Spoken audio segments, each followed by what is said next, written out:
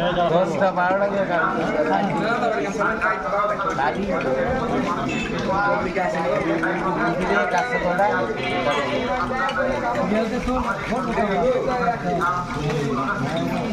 ওটা মাছ লয়েছিলাম